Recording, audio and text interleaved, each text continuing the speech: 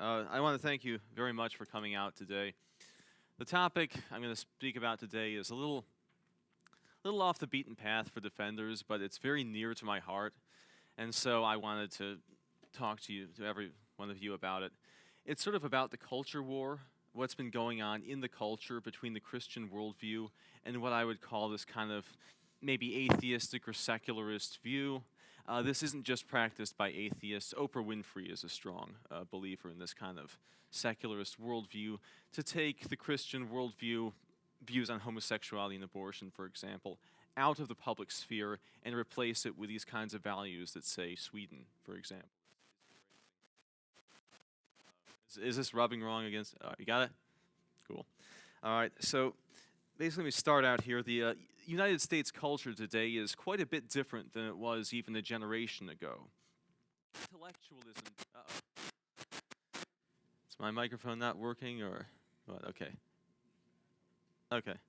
Oh.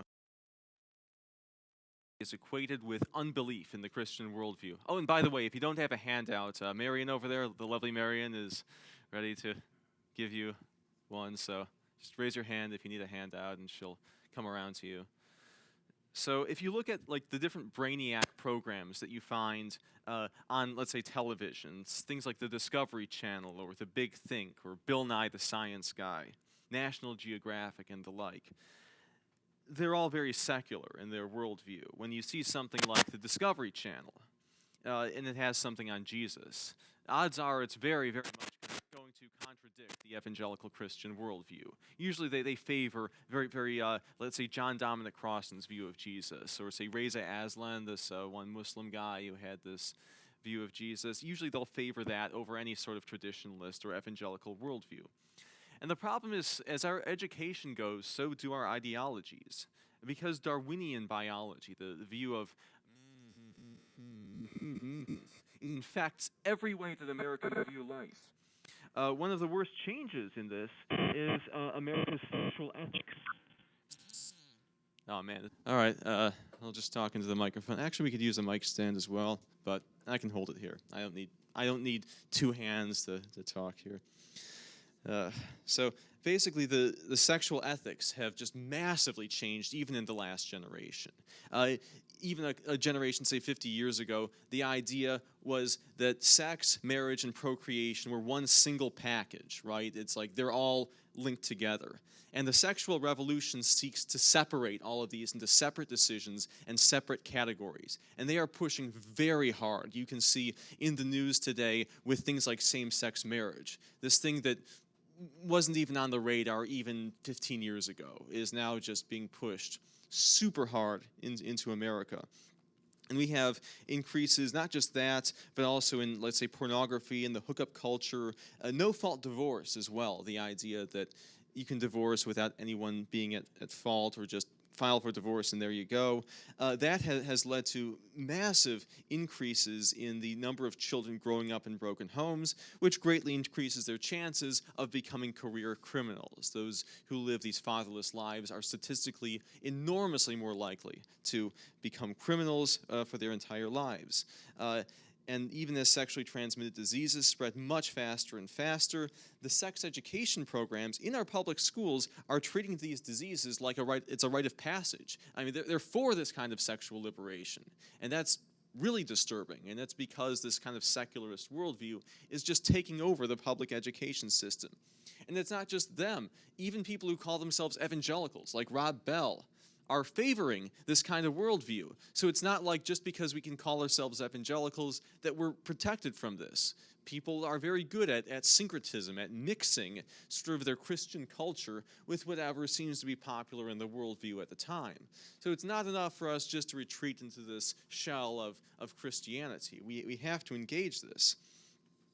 But it doesn't even stop there. If we look at Europe, we can see what potentially awaits us in America, as theologically conservative Christians have continued to lose control of what I call the main rudders of society, and that's the governments, the educational programs, and the news media. Secularism has become increasingly aggressive in stamping out what remains of evangelical Christianity in Europe. This is why Germany does not allow homeschooling. The Supreme Court of Germany stated that they prohibit homeschooling to prevent the rise of parallel religious or philosophically motivated societies. So in plain English, that just means they don't want anything like the Christian fundamentalist movement to gain any traction in Germany, which is why they're going to stamp out homeschooling. Instead, they want to make sure that the government-run public schools ensure uniform indoctrination of the public with government values. Sweden, though, is even worse. Not only is homeschooling forbidden, but in Sweden it is illegal for any school to teach against the Darwinian worldview, against Darwinian biology. So if you live in Sweden, your children will be brainwashed with Darwinism, whether you like it or not. And this will happen to us too, as well, if we continue to lose the culture war. But it can get even worse too. Potentially, it could get as bad for us as it was for Orthodox Judaism in the old Soviet Union.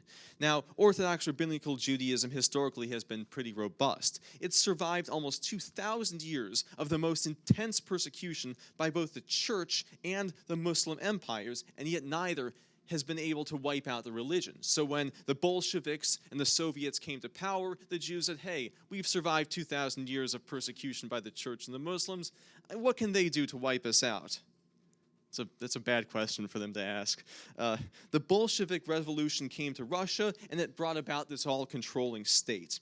The Communist Party took over all areas of life, especially the educational institutions. Children were taught anti-religious propaganda in the schools, and if the parents objected, let's say at the dinner table, or they offered counter-arguments, and the kids repeated them in school, then the government comes and takes your family in the middle of the night to the gulags to mine uranium for a few years. And if you're a repeat offender, then you lose custody of your children, and they'll be put in a family that holds to the party line. And so, because of this, within one generation, Orthodox Judaism was completely eradicated from the Soviet Union. What the church and Muslim empires could not do in 2,000 years, the Soviets managed to do in one generation. Don't think that because Christianity survived the persecution in Rome, that it is immune to this kind of annihilation. Orthodox Judaism saw the same thing, and they fell. And the same thing could happen to us. Now, the next question is, how did this even begin? Europe has generally been a pretty conservatively Christian worldview for much of its history. So how on earth did this, what was once a highly Christian continent, become so highly secularized? Well, that's the next point, and that's the main point of today's lecture. So Dr. Craig notes that the beginning of the secularism, let's see, in his book, Reasonable Faith. This is Reasonable Faith. I strongly recommend this. He gives a pretty good history of that. Basically, after the Reformation, as Protestantism began in Europe, right? So Protestantism began, and there was this fight between Roman Catholics and the Protestant denominations. And there were many, many bloody wars. Like the 30 Years' War was an absolute bloodbath between these different denominations. People were dying left and right, losing their homes. There was massive carnage. And so it was in the wake of this that this worldview called deism began to take hold. Now, deism is the view that no religion is correct, and instead, many deists actually believed that religion is the cause of such massive bloodshed. You see those same views in the New Atheism today. So as a result, the deists undertook this great project to undermine Christianity in the European realm. So the first step in the plan, step one, take over philosophy. That was the one discipline that affects every other academic discipline. So the deists' first task was to come up with arguments against divine revelation. So the deists noticed that as science advanced, the world looked more and more like this machine run by inviolable laws. That was the view of how the world worked. Baruch Spinoza talked about this, that because you have gravity, this law, right, it's inviolable. And if it's a law, then no one can violate it, not even God. And hence, because the world is run by these laws, miracles are impossible. That was their arguments. And so, therefore, Christianity, because it assumes miracles, is false. And then secondly, they argue that because all of our knowledge is rooted in sense experience, that there's nothing in the intellect that isn't first in what we can see, smell, taste, and touch, and hear. Therefore, all of our knowledge has to be based in what we perceive through the five senses. And anything beyond that, let's say metaphysics or God, any talk about that kind of stuff, is it is nonsense. I mean, it's nonsense. It's not from sense perception, therefore it's nonsense. And so, as a result of this change in the philosophical realm, there were massive changes in every other area of academia. Theologians, for example, had to reconstruct their field of theology in order to accommodate those beliefs. So, liberal theology was born. Now, liberal theology is not so much about God, it's more like a form of sociology. So, biblical studies as well had to accommodate this view that miracles don't occur. And so, the German scholarship, the Enlightenment era German scholarship, said the Bible is not about God's attributes and miraculous intervention, because that's impossible, but instead it's a sense of it's a bunch of good moral tales. It's like Aesop's fables. And the task of biblical scholars is then to just demythologize the Bible. The Bible has all this sort of three-tier cosmology where there's hell, and then there's the world, and there's heaven above it. That was disproven, therefore any biblical discussion about how the world really is false. The Bible is just a bunch of good tales for us, and then we can sort of push the Bible away from being like the driver of our worldviews. Now, before I continue, I was wondering if anyone had any questions regarding this or the previous section. If we wanted to have a discussion about it, is anyone any raised hands? Okay, we got someone in the back here. Do we have a second microphone, or do I have to hand the microphone over, or I'll just repeat the question?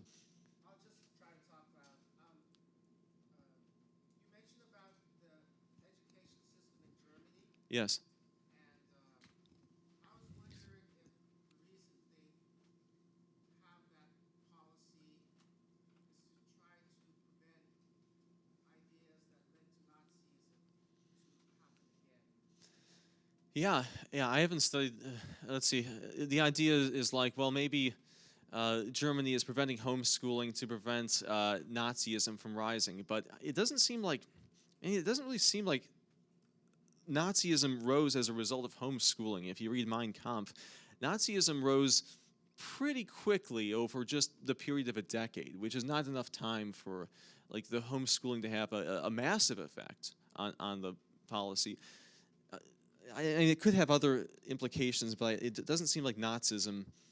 It's too new of a worldview for it to be caused by homeschooling. So I don't know if that's the justification. Well, just that there won't be any other Oh, okay, neo-Nazis. type of views other than what the government feels would be safe views to prevent. Oh, yeah. Oh, yes, I agree that it is to prevent other views that aren't approved by the government. They don't want a massive change in society. But as a side effect, that also would wipe out like the truly theologically conservative Christianity, creationism, for example, because it's the public schools teach against that kind of stuff. Bruce, over here.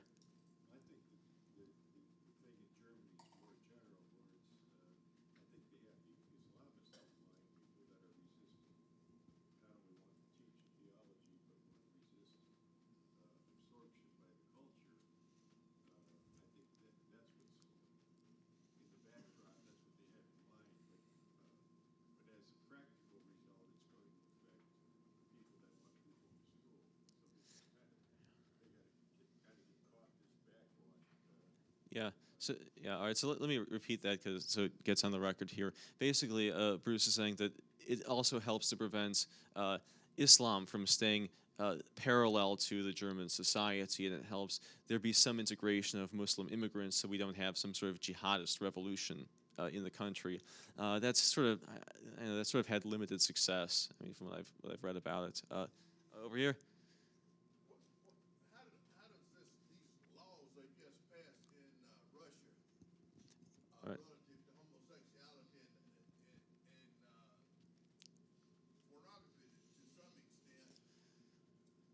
Are you familiar with what I'm talking about? Yes, I'm familiar about the laws about homosexuality in Russia. I'm not quite sure what to think about that. It seems like the Russians want your traditional reproduction, like the Soviet Union would offer financial incentives for people who would reproduce.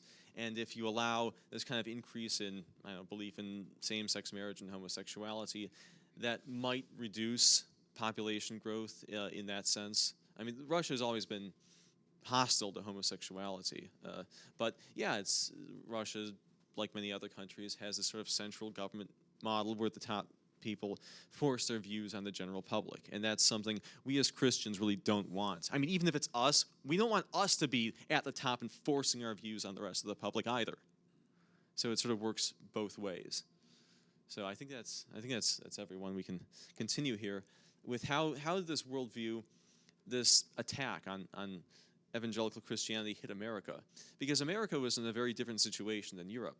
Europe had all these bloodbath wars between different religions, like Catholic and Protestant denominations, pretty much cutting each other's throats. The U.S. was a bit different. It had a separation of church and state. So you don't have this incentive like, let's stop the wars by undercutting Christianity. But still, so the change in America was a bit different. And this is also why the change in European academia took quite a while to hit American shores. So how then did America become so secularized? And the answer was really going to be through the anti-intellectualism of the church. Once upon a time, the pastor was the most learned person in the community. Now, most of the universities were founded by church leaders in order to teach theology and the Bible to the students. And so, after the success of the Great Awakening revivals, this all changed. These revival movements themselves were very successful. In fact, they were so successful that they were their own undoing. They would lead to the downfall of evangelical Christianity. This is because the revivals were heavily based around this emotion-based evangelism, very simple preaching based on personal stories, and it gained lots of converts very quickly. It had things like New York's burnt-over district, where they had entire areas where virtually everyone changed their worldview. There was huge gambling, and then all of a sudden all these pool halls and bars were empty because of this massive, massive conversion to Christianity. And that itself is a wonderful success. The problem is nothing fails like success in one sense. When the emotional-based preaching succeeds that well, churches will often tend to focus all of their efforts on that because that's what's working. And as a result, they neglected much of the life of the mind, much of the intellectual portion of Christianity. For example, why we believe a certain Christian worldview and not in other worldviews. In fact, when many people became converted as a result of these revivals, they had no real knowledge of Christian doctrine. They had this sort of emotional, relationship-based feeling. And this led to the birth of many cults. For example, in the burnt-over district, Mormons and Jehovah's Witnesses. Both cults were born as a result of the Great Awakening in the burnt-over district of New York. But the rise of the cults wasn't the only problem. After the American Civil War, the rising secularism in Europe was finally exported to America, finally hit American shores. Now, this view of philosophy, this enlightenment, which is like the kind of anti-religious view, they attacked the arguments for the existence of God, the possibility of miracles, the biblical scholarship of like the German liberal scholarship, called into question the historical accuracy of the Bible, and finally Darwinian biology hit American shores, calling into question our very purpose, as well as the reliability of, say, Genesis, the book of Genesis. And it also led to a massive rise in atheism. But because the revivals, the success of the revivals led to this weakening of the churches intellectually, they were just no match for this intellectually rigorous scholarship of the secularists or the Enlightenment scholarship. Instead of retrenching intellectually and gearing up for this war of ideas against the secularists, Christians abandoned the mainstream intellectual realm and became suspicious of intellectual issues altogether. So Christian fundamentalism retreated from all the mainstream universities and the mainline seminaries, just letting the secularists conquer them almost without a fight. Christianity retreated into this little subculture where we've got these like Christian universities, and we got our Christian music, our Christian movies, and our Christian entertainment, and our little Christian groups. And the Christian culture cut itself off from mainstream society, gave up its ability to influence the majority of the American population. And so the anti-Christian secularists took over the mainline universities and the mainline denominations and the mainstream news media and the like. And then the anti-Christians, because they took over, they were able to use those vehicles to fight against the Christian worldview. But even worse, there was this thing called a rapturist eschatology. It justified this move by the Christians who were in retreat. There was this popular idea that the end of the world was coming very soon, like within our generation. And Christian communities would seek to protect themselves from the secular influence as they waited for either the rapture or the return of Christ. And so this is sort of like if you imagine a bunch of Americans in a foreign country, let's say a third world country, which is undergoing a violent revolution. As the revolutionaries start capturing one location after another, the Americans continue to retreat until they've locked themselves into the walls of this embassy. And they're waiting there, and they're just hoping that the helicopters will come before the embassy is overrun by the enemy terrorists. The problem is, we don't actually know when the helicopters are going to come. It could be another 1,000 years before the helicopters sort of come for us. And so if we give up the culture war and we just like retreat into our own little Christian communities, right, and we isolate ourselves from the mainstream secular culture, we could be overrun before those helicopters come, before the rapture comes for us. And so we might find American evangelicalism exterminated before the return of Christ.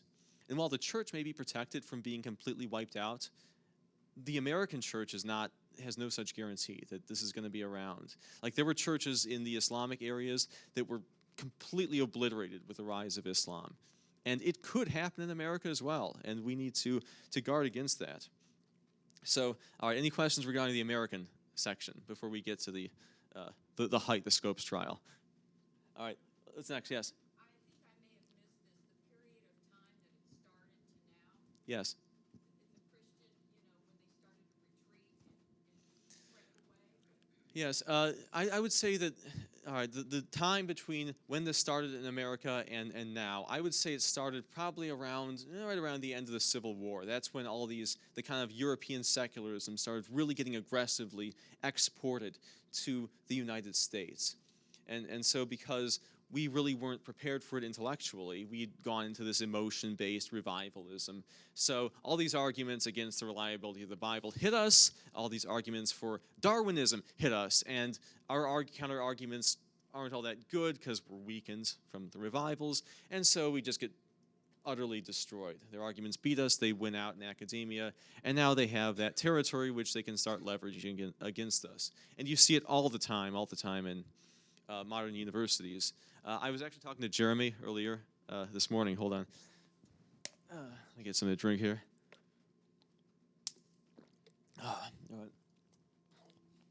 And Jeremy goes to Georgia State and does philosophy there. So how many Christian philosophers are there at Georgia State there, Jeremy? He says none. Okay. So how many of these non-Christian philosophers would you say are friendly toward the Christian worldview as they teach philosophy? Oh, none of them. Okay. So how many of them, think are at least somewhat intellectually neutral? They're like, it could go one way. They take it sort of a happy agnosticism toward it. Oh, none of them do. Okay. So the real question is how hostile they are, right? Like what levels of hostility? Would you say that's right? Okay. So he says that is right. And so what is your best hope for your philosophy professors if they're not neutral and they're not for Christianity? I mean, what would you hope what are your best professors then? I mean, the best ones do what? Like as far as Christianity, they usually just hand wave it away or Okay. any sorts of beliefs like that. They just assume their faults, kind of chuckle at them, and go on teaching. Okay, so the best case scenario is when they hand wave away the Christian worldview, just dismiss it outright and say, okay, let's talk about things like which secular worldview we're going to go toward. And so the worst case scenario would be something like what, where they're actively giving arguments against the Christian worldview. Yeah, I mean, I've had a philosophy of science course where the professor spent the better part of 3 weeks just railing on creationism and Christianity. Wow, the better part of 3 weeks just to attack Christianity. Yeah, that's not good. Do you think it's been convincing anyone? Has anyone sort of like shifted on their worldview at the university because of that? Yeah, it's hard to tell if they changed their worldview or not, but I mean, to anyone who is a Christian who didn't know how to respond to those things could be completely demoralizing. All right. So, And anyone who was an atheist probably to begin with, or someone like that, just got totally vindicated and believes. Okay, so we don't. So there's no way to tell exactly if it's like literally deconverted Christians, but it's definitely demoralized Christians, and it's bolstered sort of the anti-Christians in their worldview, and that's sort of what happens when we lose control of the mainstream university.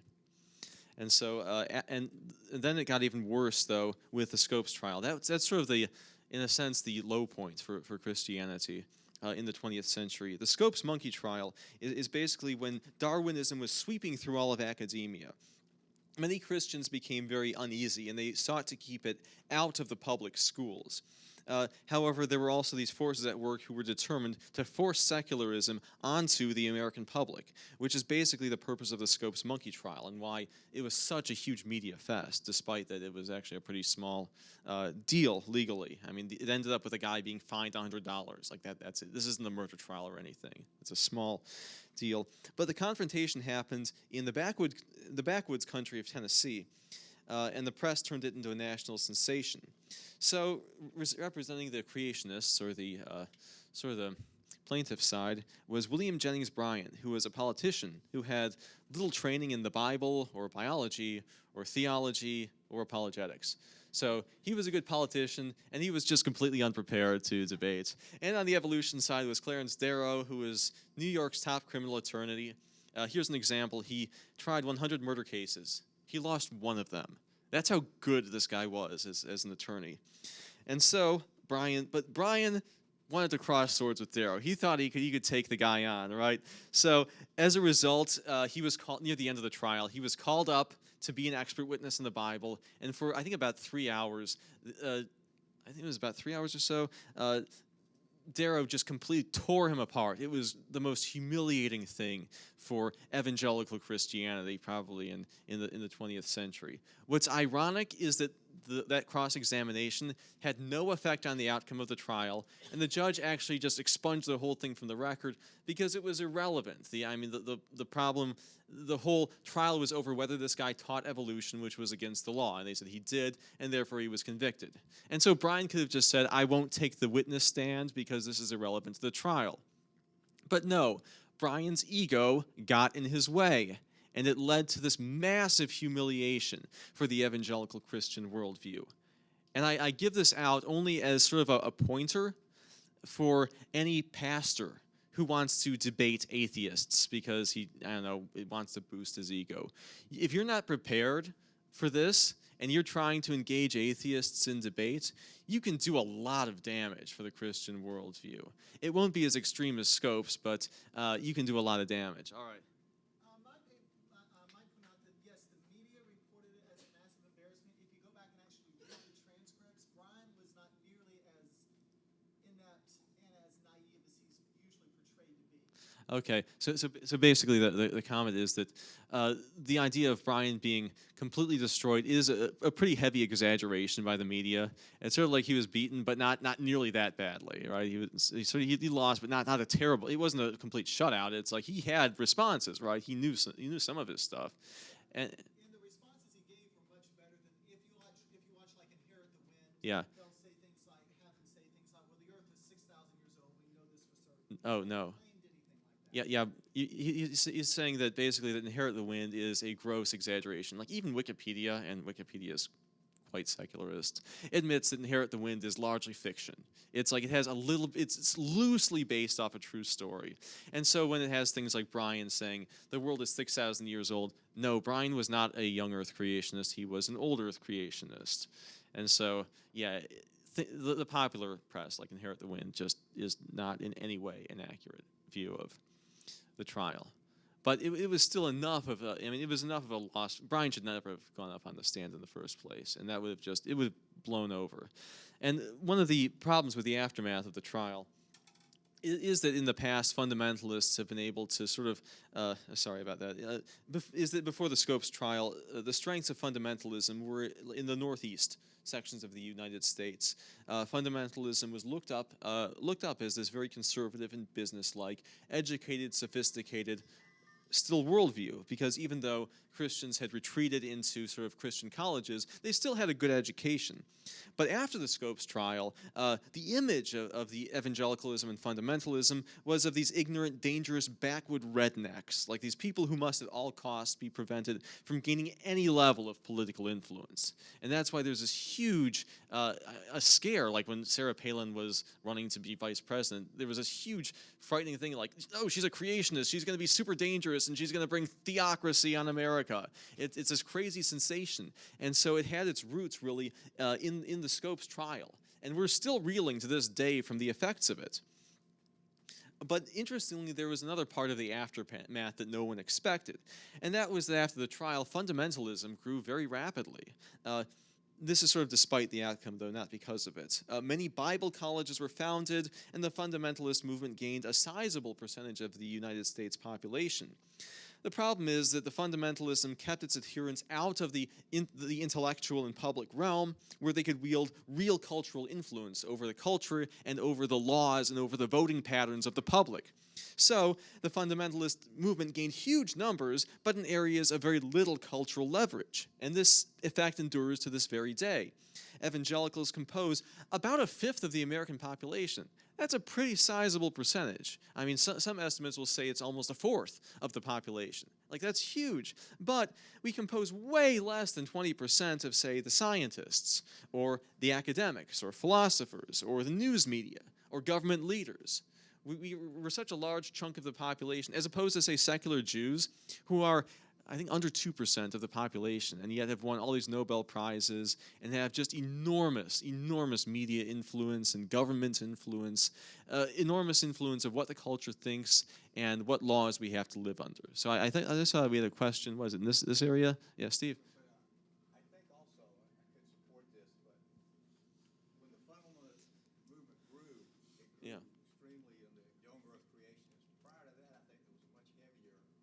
The more mature a person became, the more they realized the true depth, the true lordship of God and Jesus Christ, and that there was a reconciliation with all of creation, which is his first revelation. So there was a lot more old earth creationists, I think. Yeah. Steve is saying that as fundamentalism grew, there was a massive spread of young earth creationism, which is true. A lot of the original fundamentalists, like around 1900, were old earth creationists. The Scofield Reference Bible, for example, that's one of the pillars of fundamentalism, is actually an old earth creationist Bible. So there, even within fundamentalism, before the trial, there was a bigger mix. After the trial, there was kind of a tightening of the doctrines within fundamentalism. Yeah, one more time, but that's... There's a lot of evidence of the Samaritan histories and stuff of interaction between people with Adam, and they acknowledged him as a created being from God, and with Noah and stuff like that. There's a king's list. They're not in the king's list, but they're at that time. And so at that time, they understood where the lands were. You know, this is up to the Middle Ages, and there was a big controversy when the King James Bible was written because they changed. Oh, okay. All this was known a long time ago, so that's Okay. why there's so much old earth creationist back then. Okay, so yeah, Steve's pointing out there are parallel accounts that can sort of confirm the Bible, right? With things like who has what territory, or like lists of kings. So it had some independence, a little independent confirmation for the Bible. So once we get to the aftermath of the Scopes trial, we did have the increase in fundamentalism. Evangelical Christians increased in number, but not really in influence. Sort of like we're gaining massive numbers in the areas of least leverage. And another thing that scares us is in the past, fundamentalists have sort of been able to hide themselves from atheist arguments by retreating into isolationism, just going outside the major cities and outside the major universities to sort of the country where you can have sort of your homeschooling and your fundamentalist churches, and you can be sort of isolated from the growing influence, let's say, whatever the popular thing is, the same-sex marriage movements.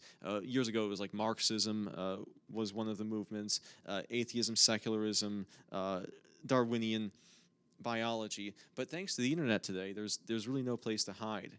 Like, if the arguments like if we actually lose the battle into the intellectual realm, the atheists now can just come after us through the internet. Like we can just have these wars. And I've even from my generation, I've talked to people, and some of them are just convinced of these secularist arguments purely because they have the internet. They otherwise wouldn't have known them or been convinced by them. So this is why, because of the ubiquity of information due to the internet, we now have and even more of a reason so that we do need to engage in this culture where we actually have to fight back within the mainstream press and the mainstream government and the mainstream academia. And there is hope of this. In fact, Dr. Craig himself is one of the frontline people in this battle. It's working to undo the effects of the Scopes trial. So there's organizations, and I've listed them for you: Reasonable Faith, Biola University, the Evangelical Philosophical Society, and the Discovery Institute. They're all working to turn the tide in this culture war. And there have been some enormous successes. The atheist philosopher Quentin Smith is scared to death over what he calls the desecularization of philosophy. While religious philosophy was pretty much dead in the first half of the 20th century, there were almost no philosophers who actually believed in God and angels and the like. The works of Alvin Plantinga and Richard Swinburne and William Lane Craig finally overcame the objections of the deists, and now arguments for God are back on the table, despite being sort of off the table for a couple hundred years. The logical argument from evil, which states that God cannot exist if there is evil in the world, that's plagued us for about 2,000 years. No one's been able to come up with a good refutation. Well, Alvin Plantinga came up with a knockdown refutation, which has been accepted by pretty much the entire philosophical community, including the atheists. So that's huge. That's crazy. 2,000 years this argument has plagued us, and now it's refuted. And so also the pro-life movement is gaining tremendous momentum due to ultrasound. And now ultrasound devices are becoming available so you can connect one to your smartphone. And that kind of widespread use is going to be massively, massively important. I mean, this is why now, for the first time, again, in decades, the majority of Americans are pro-life. We actually have a pro-life majority, and we haven't had that around in decades, since maybe the 50s or somewhere around that time. And thanks to the work of Liberty University, we're starting to see members of the evangelical world entering the news media and entering mainstream politics, which we just didn't see even maybe 20 or so years ago. And in the book, The Case for a Creator, I want to sort of finish this with a story. Right? So in his book, The Case for a Creator, Lee Strobel talks about one of Dr. Craig's encounters with a top Eastern European physicist whose study of science had destroyed her belief in God. She said, "Now when I look at the world, all I see is darkness without and darkness within. But after being given Dr. Craig's dissertation on the Kalam argument, she read it over a few days, and she became more and more excited. She knew all the people that Dr. Craig was quoting, and she knew he was quoting them accurately. And finally, when she returned to hand Dr. Craig back his dissertation, she said, 'I now believe in God. Thank you for restoring my faith in him.' And so Dr. Craig asked her if she would want to know God in a personal way. And she sort of awkwardly said, 'I guess so, yeah.' And so Dr. Craig invited her to meet that scientist, to meet him and Jan at a local restaurant. And when they met, he gave the scientist a handwritten version of the Four Spiritual Laws tract that he and Jan had prepared earlier that day. And so they read through the booklet and got to the part that asks whether God is outside your life or on the throne of your life. And she stopped reading because she said, 'This is just too personal for me.' But the next day, when Dr. Craig saw that the scientist's face was beaming with joy, she told him that she had gone into her home that night and prayed to accept Christ into her life. She took all the drugs and tranquilizers that she'd been abusing and flushed them down the toilet. And several months later, Dr. Craig met her at a different convention, and she told Dr. Craig that the two most precious possessions that she had were the New Testament and the Four Spiritual Laws tract, both of which Dr. Craig had given to her. And so I'll conclude with this. The question is is this kind of counter-revolution going to last? Like, or is this just going to be a complete flash in the pan, something that makes lots of noise and has no effect? And I propose to you that it's up to us to determine the answer to that question. It's what we do and the decisions we make that are going to determine whether or not that secularism is going to bowl us over like in Europe, or whether we're going to fight back and win back our culture for Christ. So next week, I'm going to work on what we can do about it, to give us practical advice on how we can fight this culture war, so that to make sure that we, as evangelical Christians, win and that we do not go into that good night of secularism. And I hope that you invite as many of your friends as possible so they can share in this advice and they can make a difference in this culture war so that we can win. Thank you.